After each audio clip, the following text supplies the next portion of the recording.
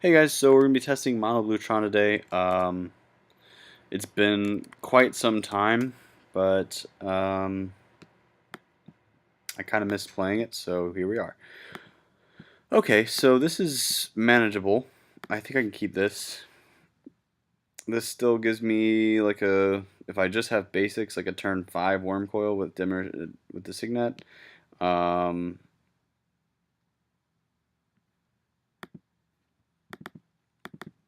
if otherwise, we have repeal and dismember as defense, so this is a pretty good hand. Since the last time I've played, uh,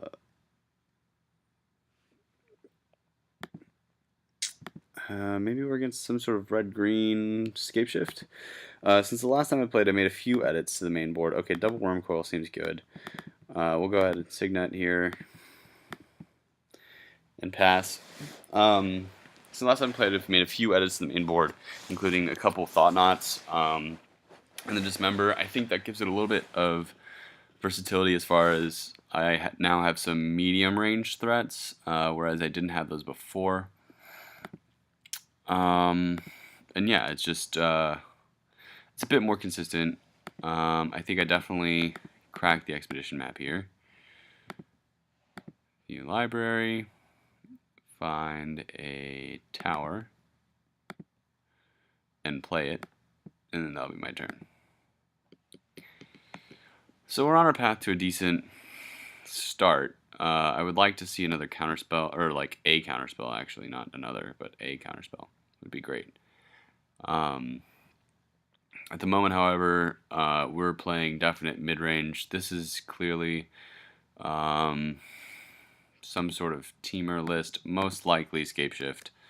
I can't imagine what other kind of deck it would be, which means that repeals will definitely be coming out, because they just don't do anything. What?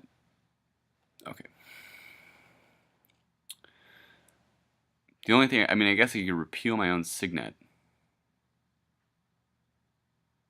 Like with Signet mana and then play it again for the sake of drawing.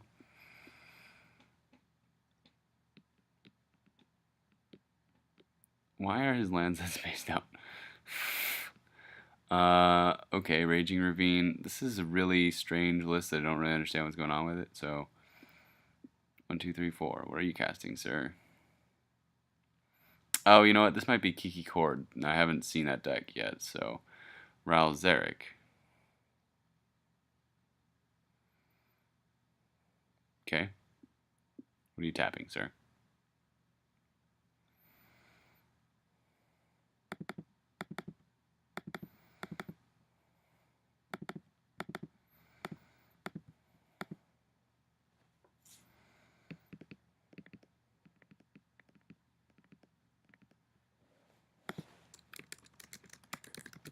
So, response to targeting, I'll repeal his Zarek. So, before they actually untap. So, Zarek's going to go back to hand. I'm going to get a draw card.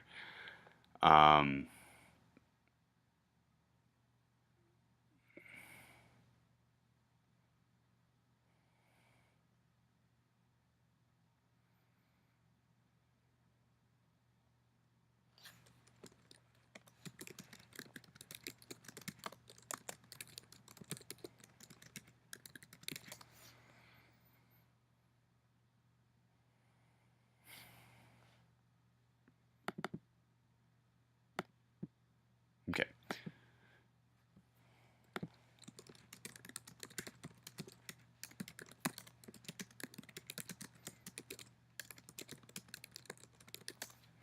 Sorry, just clarifying some rules for my opponent. He's got 1 mana up. There's no 1 mana counterspell for creatures in the format, so I'm just going to play out the Worm Coil and pass.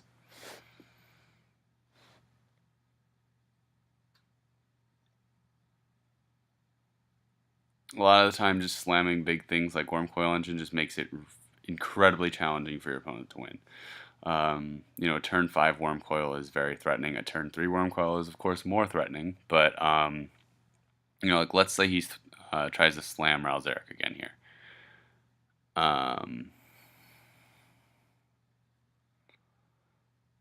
Okay, this is strange. This is some sort of attempt at modern miracles, which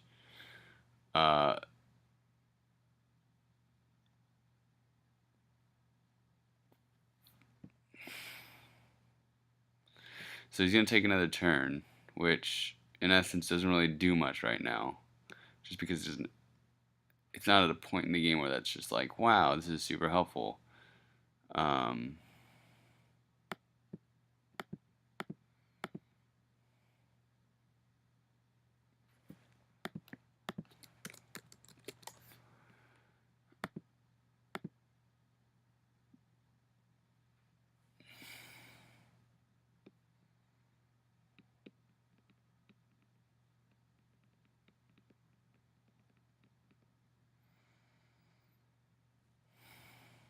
I guess what it really does help him with, though, is getting ahead on mana. So now when we get into counter wars and stuff, it'll be harder for me to keep up, assuming, that I don't hit my third Tron land. So this is some sort of like Temur, I guess it's Temur Miracles. I'm not sure how to label it. It's Temur something. It's definitely, it's not running another color. It's, I mean, if you look at his mana base right now, it's all Temur. There's nothing else. I guess you could call it like Temur control of sorts, but it's definitely a brew of sorts or some sort of,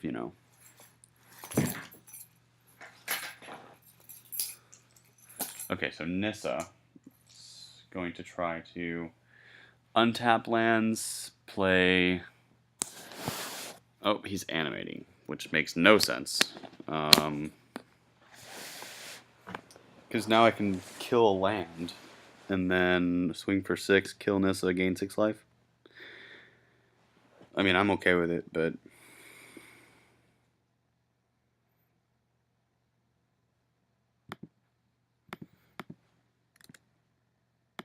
okay. So get a land, 1. We only have to take 2 life to cast a Dismember.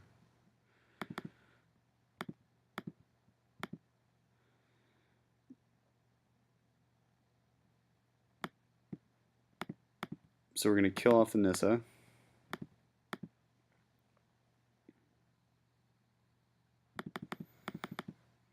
Since he's tapped out, usually I wouldn't do this, but because he's tapped out and I know he's running blue, I'm going to play Thirst for Knowledge.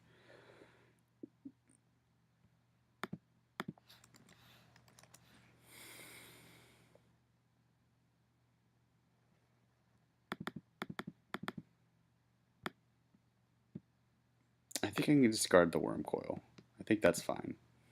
I'm looking to get it back anyway with Academy Ruins. And Thought Knot will help me out-control him, or at least attempt to out-control him. Unfortunately, I'm just drawing islands, which is the opposite of what usually happens on Cockatrice. Usually I'm like, oh, well, I have 17, colorless lands, none of which are allowing me to have Tron out somehow. So, okay, Kiora is going to prevent all damage that Worm Coil Engine does. Nifty.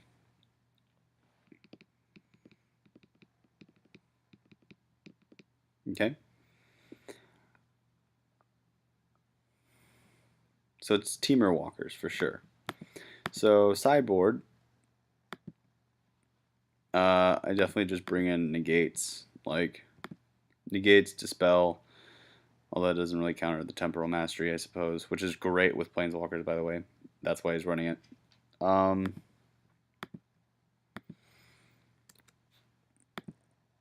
Okay, expedition map I can handle. That sounds good. 1, 2, 3, 4 is how I'll start with the Thought Knot Seer.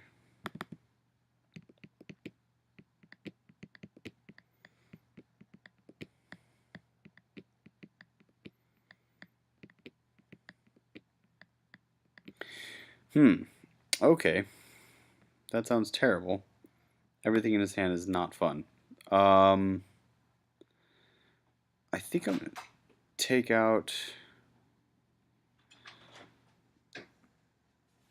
Ral Zarek, because I'm not as concerned about Primeval Titan, because I can kill Primeval Titan.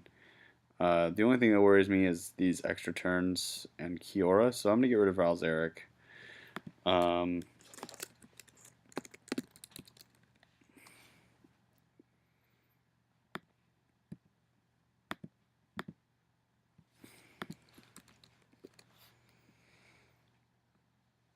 And then I'll play out the expedition map and pass. So I know he has no counters in hand, so it does not matter what I do in terms of counters, which is great.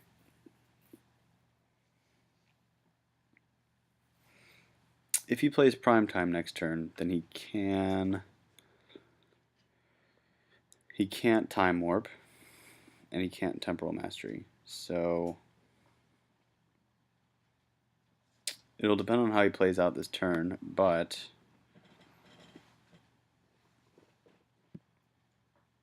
I think that I'm in a decent place to potentially be okay.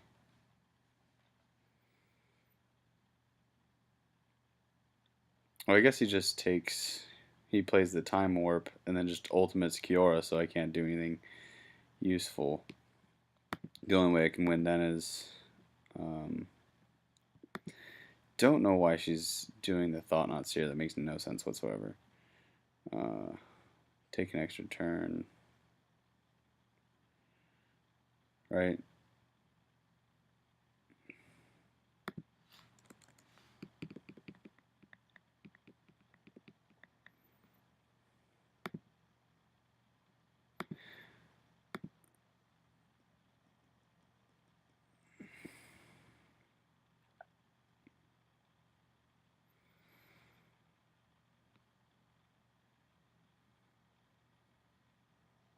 So I assume he's just going to take an extra turn, ultimate Kiora here,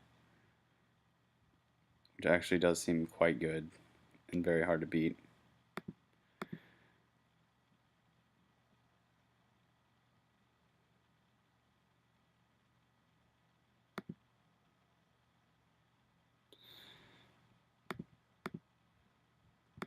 And then he's going to, of course, play out his prime time next turn too, which is going to make it fairly difficult to defeat him.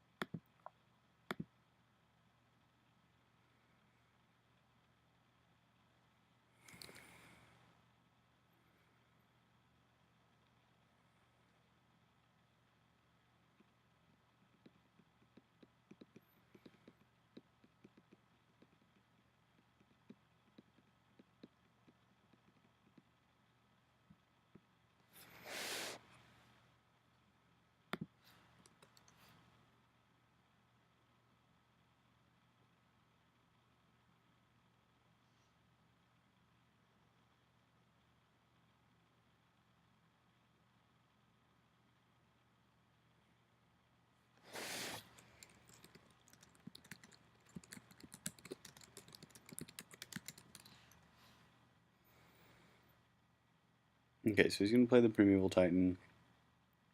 Then he'll probably ultimate Kiora. And then at his... Okay, so he's going to make that happen. So that's annoying. So he's going to ultimate Kiora next turn.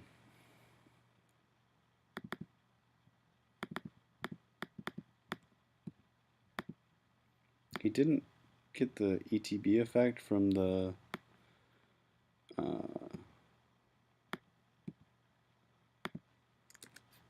from the Primeval Titan, which is just kind of sloppy on his part, but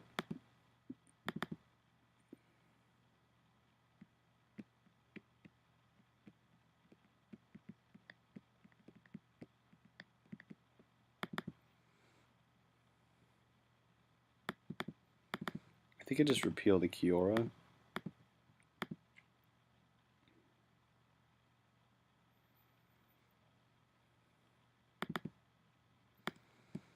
Okay, and then pass turn. Let's see, 1, 2, 3, 4, 5, 6, 7. So I can condescend for 6. 1, 2, 3, 4, 5, 6, 7, 8, which is enough to counter the Kiora.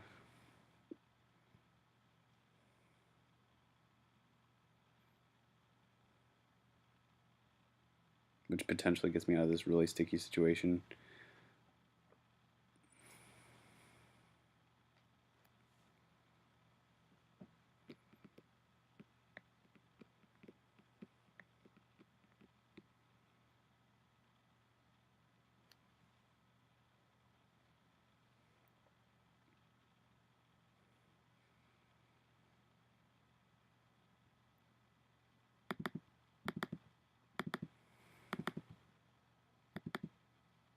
Alright, so x equals 5.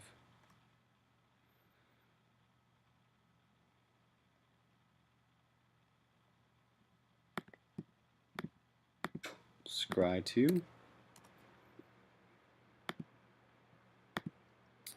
We'll take a fabricate.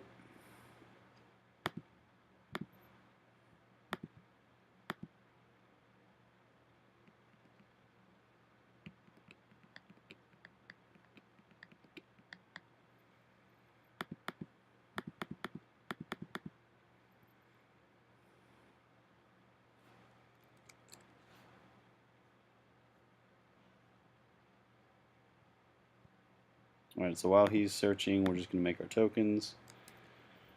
Cool.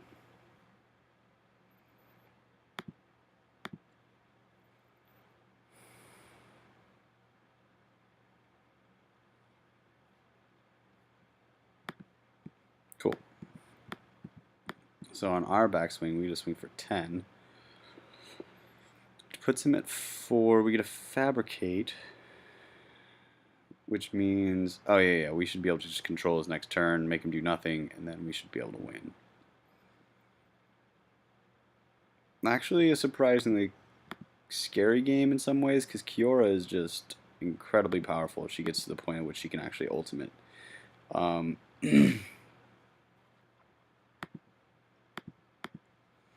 Fortunately, the fabricate was on top.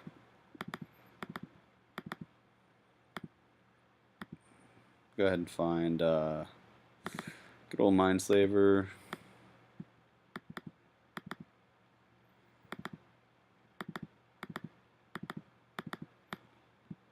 Start combat. Swing 10.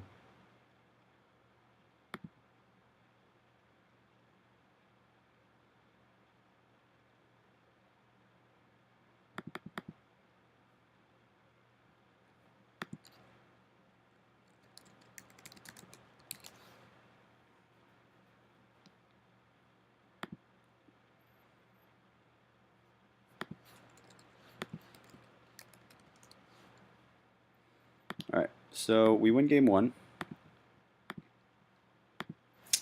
Alright, so we side out a Mindslaver.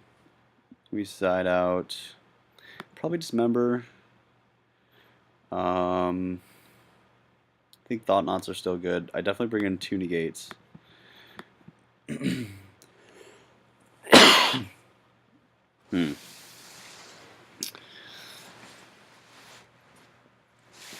What else do I take out here? Ugin just exiles all of his walkers, which is good. Is Repeal something I want for Dispel? What kind of instance have I seen? I don't remember seeing any actual instance. I suspect he'll bring some in for me, but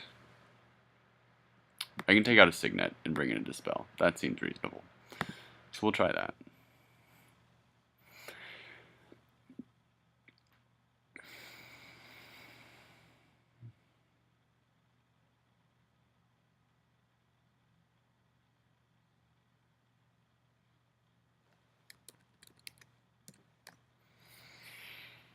Okay, this is fairly similar to our last hand. I think it definitely has some strengths. Turn 1 Expedition map is one of those strengths. Mana Leak and Condescend in the opening hand are very good, along with Fabricate. So yeah, this looks good. Hierarch, it's a little bit more aggressive than I was expecting him to be, but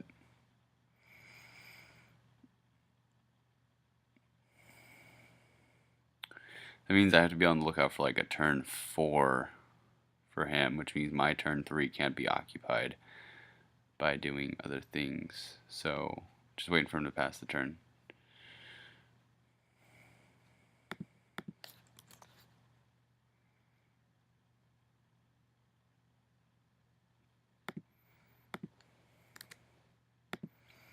Repeal isn't extraordinary here, but it does mean that I can let something like a walker resolve momentarily, then repeal it if I don't want to use a counterspell yet. Or if I'd prefer to, like, you know, Thirst for Knowledge or something like that. So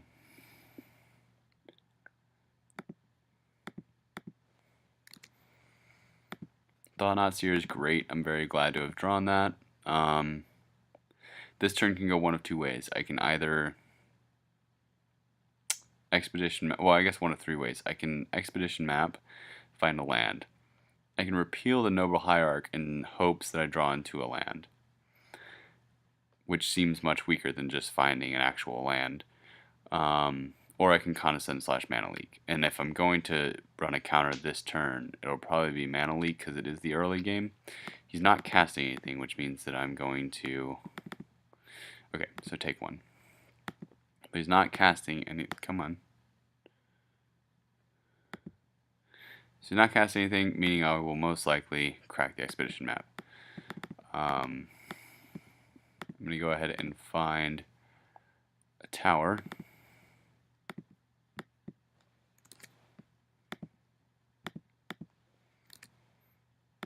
Okay, Sundering Titan is something that's good against this deck because he is running blue lands, which means I won't have to kill my own lands. I get to hit at least 3 of his lands, which is fantastic. Here he's most likely looking for Stomping Ground or something with red in it. Yep. At a certain point, I don't know why you don't run like Cinderglades in these kinds of decks that are designed to go in the long game and that don't want to take damage from the lands, but maybe I'm crazy. 1, 2, 3, 4, 5. What is it? Nissa? 1,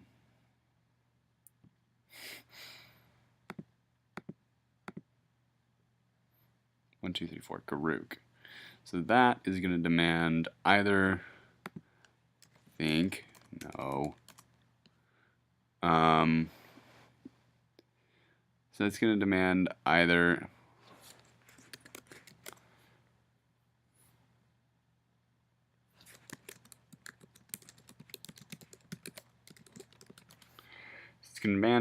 a Condescend or a Mana Leak, and I think I'd rather Condescend and scry a land at the top, and then just take whatever he's got out of his hand, because he was thinking about casting a 5-drop.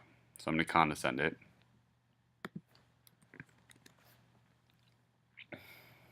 If I don't see a land in my top 2, I'll just scry both at the bottom. Okay, they're both lands. I can move, I think 1 to the bottom is reasonable.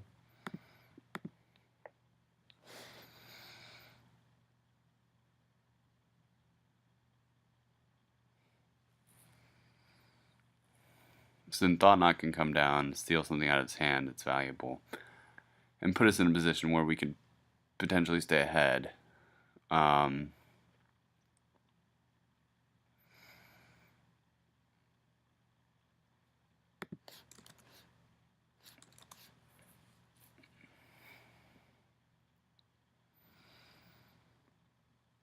Yeah, I definitely think that Thought-Knot's the right play, though. I don't think that like holding up Mana Leak and then trying to Thirst or something is better.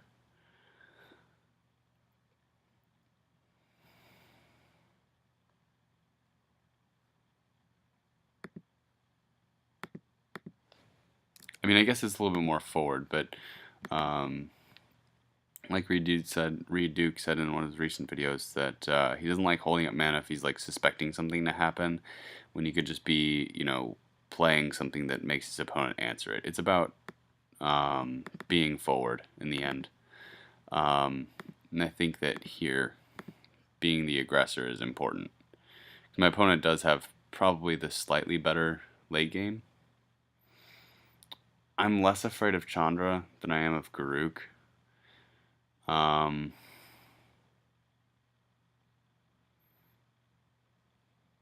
I think, at least. Because, well, Chandra is going to give him incremental card advantage, which is great. But Garruk gives him ramp, both of which, I mean, I hate both. I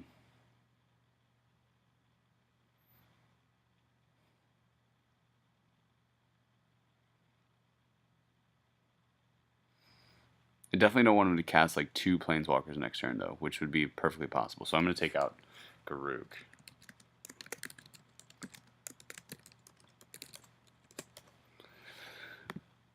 Okay, so we know he's got 2 lands and Chandra in hand. I guess here's the thing. So if Chandra comes down, I can always repeal it at the end of one of his turns, and then mana leak it later when it really matters. So Chandra makes sense in this deck though, which is kind of nice because then you could exile the top 10 and then cast an instant sorcery and copy it a few times, so then you take like a few extra turns. Although I don't think they don't stack, right? Because each of them says take the next turn. After this turn, take another one. So they don't actually stack, but it does give you a way of, I guess, ulting into an extra turn.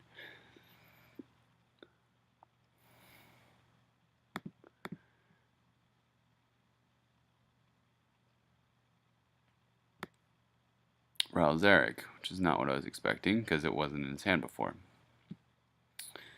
So untap, what?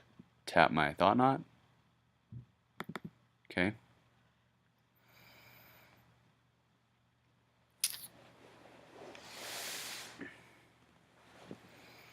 Alright, so I know what's in his hand. He's got a land and a Chandra. Well, that's kind of nifty. I think we attack Ralzeric with Thought Knots here. See what he does. Most likely he'll block.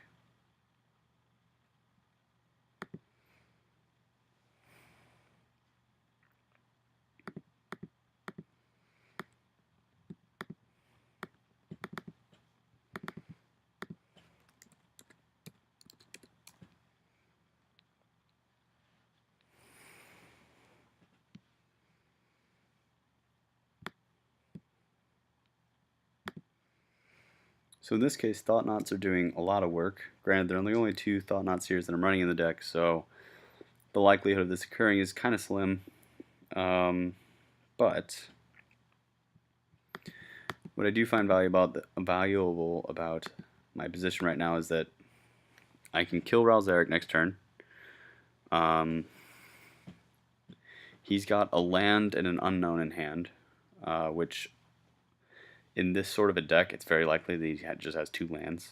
I suppose we'll see when he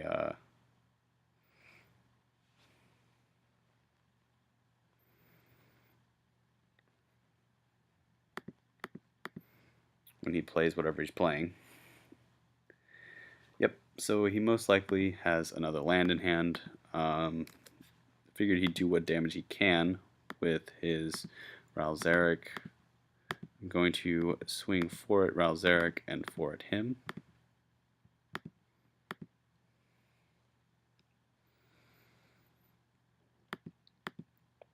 I'll play out an expedition map and pass.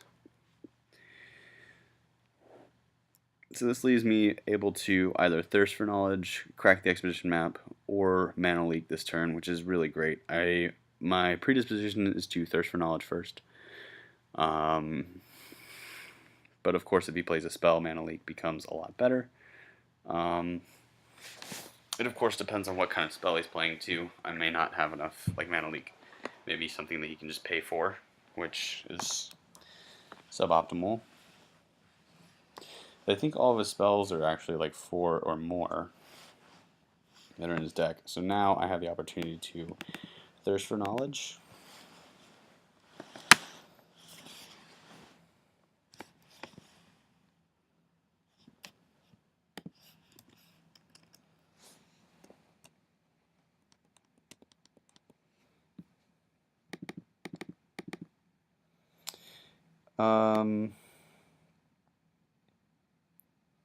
Honestly, I don't think I need Oblivion Stone at this point, even though it's great against walkers. I think that I'm far enough ahead where it just doesn't matter.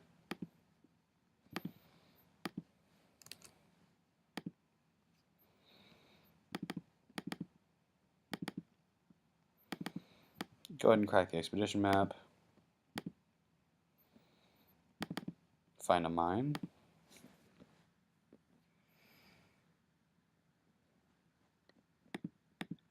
Just swing 8 at him.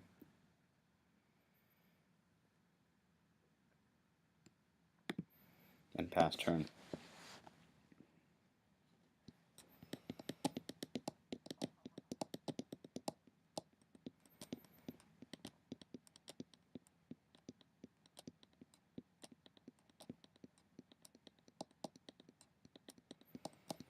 Okay, so now he has cracked his Misty Rainforest, leaving him at 4 life. So unless he has something that can deal with both Thought-Knot Seers, he just loses. If I'm not mistaken.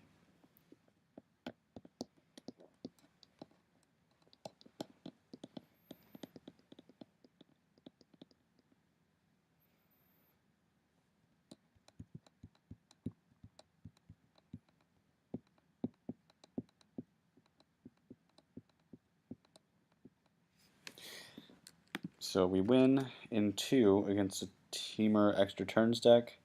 Thanks for watching, guys, and I'll see you next time.